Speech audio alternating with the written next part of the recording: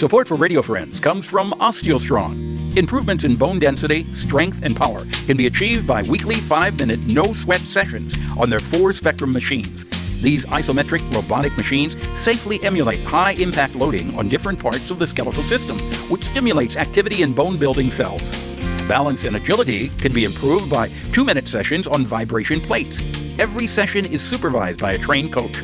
Learn more on Facebook or call to set up a complimentary wellness assessment and session. Good morning and welcome to Radio Friends on Thursday, May the 18th. My friend Gary Wunder is with us from the National Federation of the Blind. Pleasure to have you here, Gary. Great to be here. You are talking about what today? I was going to talk about what the National Federation of the Blind took to our senators and representatives in D.C. to consider. We had 3 bills this year that I thought might interest the audience. One of them has a very long name. It's called the Medical Device Non-Visual Accessibility Act. Okay, the Medical Device Non-Visual Accessibility Act. What is that? Essentially, it says that if you make an electronic device, the electronic device ought to be readable by people in addition to those who can see. So it needs to have more than a screen. It needs to, in some way, talk. And the reason this is getting to be really important is there are more and more devices that you can take home and treat yourself medically that you never used to be able to do before. For instance, and you take for granted that there's going to be a readout. Exactly. Or there's going to be a readout on the screen telling you what to do or giving you the results. But if you can't see, you have to have something else. You're in a bind. And if you don't have that something else, then you either don't go home from the hospital or you end up going to a nursing home. If you don't have that something else, it means that you don't care for your children or you don't care for your elderly parents in the same way that you would if you had, for instance, a talking blood pressure meter, a talking glucose monitor. They even have in-home devices now where you can do chemotherapy and dialysis.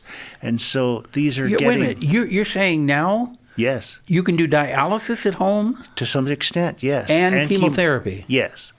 Now, you can. I can't.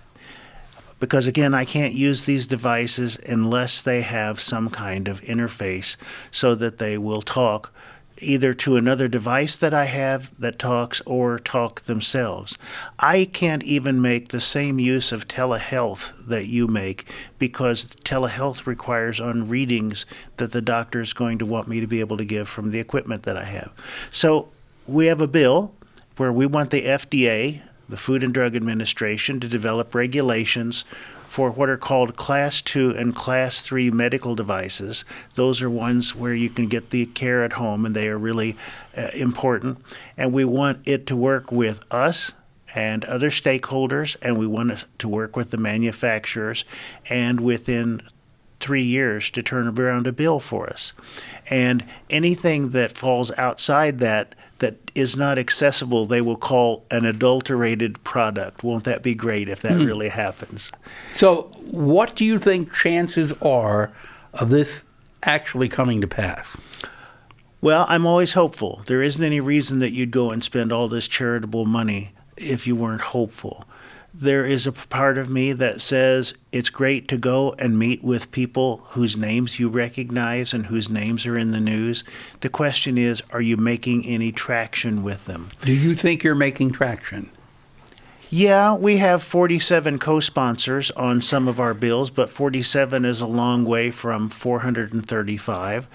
The difficulty is that anything that makes regulations, some people say that they're absolutely opposed to. And if that's the case, what are you doing in government? Because government is the moderator between the needs of the people, the needs of business, the needs of the environment. And I think sometimes we lose track of that and we get lost in the show or the spectacle of government rather than what we want, which is just help us out a little bit. You put that beautifully. You put that absolutely beautifully. The show and spectacle of government and just help us out. Be realistic, sit down and talk to each other. You don't, each side doesn't have to put a show on. Exactly. That's right. Well, we took another piece of legislation. It's called the Blind Americans Return to Work Act, and it kind of works like this. If you, God forbid, were to go blind today, you wouldn't know how to do this job. We could teach you how to do this job again, but you wouldn't know how to do it. So Social Security would probably give you disability insurance. And let's suppose they gave you $2,000 a month. They would say to you, Paul, you can have that $2,000 a month unless you earn $2,400 a month. So you go out and you get a second job and you get $2,300 from it, and your boss says, Paul, you've done such a great job, we're going to give you another $100. Now you go from Social Security giving you $2,000, your boss giving you $2,300, to your boss giving you $2,400, and you lose Social Security. You lose Social Security. So you're back down low again. You're back down to $2,400 because your boss certainly can't compensate for all that Social Security is giving. Our bill is really simple. It says for every $2 that Paul makes over the earnings limit, whatever that may be, we're going to deduct him $1. So in fact, your benefit will go down the more you make, but you won't fall off what we call the earnings cliff. Seems to me to be a perfectly logical thing to do. Will it happen? I'm not sure. I hope it will. There are a lot of people who say they support the concept and they believe it should even be implemented in other government programs, but we keep working. Okay. And then? The last one is about software and web accessibility. The internet is a great and wonderful thing, but too many times if you use a screen reader to listen to the output and a keyboard to do the input instead of using a screen and a mouse, you're left out. There are too many buttons that aren't labeled, too many boxes that don't show as boxes. And this happens whether you're going to a job site to try to find out possible jobs, whether you're going to apply, or whether you're actually going to do a job.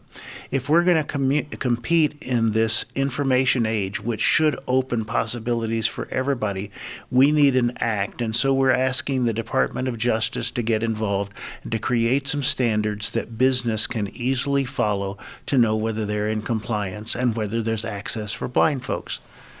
Again, so, hopeful. Yeah, you've had a busy several months. Oh, definitely. Did you go to Washington yourself? Oh, yeah. Well, my wife went with me. Yeah. But you went and you met with lawmakers. Yep. What kind of reception? We're almost out of time, Gary, but what kind of reception did you receive?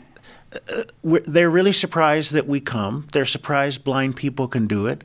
They're all for getting pictures with us. Some of them are really great talking with us. What we really need more is for them to commit that they're going to do something. Did you get any commitments? We did get some commitments. We got some co-sponsors, but not nearly as many as 3 or 4 days of time would. All right. Well, I wish you continued success in what you're doing, Gary. We appreciate you coming by and sharing that information with us. Thank you. All right. For more information, you can contact the National Federation for the Blind. All right. We're out of time for today. Drop me an email, pepperp@missouri.edu. Bye-bye.